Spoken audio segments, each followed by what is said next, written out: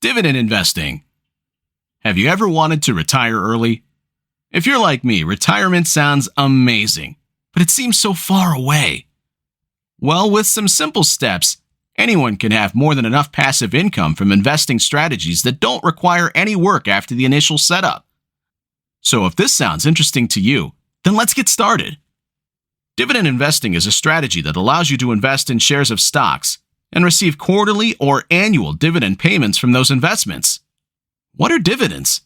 They are earnings paid by companies to their shareholders as a share of profits, usually on an annual basis. This is one way for investors to earn passive income streams without needing to put up any capital up front. In this video, we will discuss what dividend investing is and why it can be beneficial for your portfolio. Some companies have a dividend reinvestment plan, often called DRIP, that allows you to choose whether or not dividends will be taken as cash. If you have a small investment portfolio and are looking for ways to make more money, then this is the perfect plan. It can work well when your dividends are low because of either company growth or lack of stock ownership. When investing in a company, it's crucial that you look for its dividend strategy. This means how likely it is that the company will continue paying out high rates of dividends as well as maintaining stable share prices. Researching and assessing the safety of dividends doesn't have to be a time-consuming process.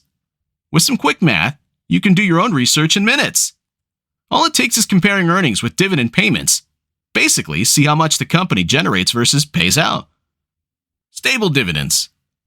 As you might expect, the more stable an industry is, the less likely a company will need to make substantial changes to its dividend payout ratio when it needs capital for growth or other purposes.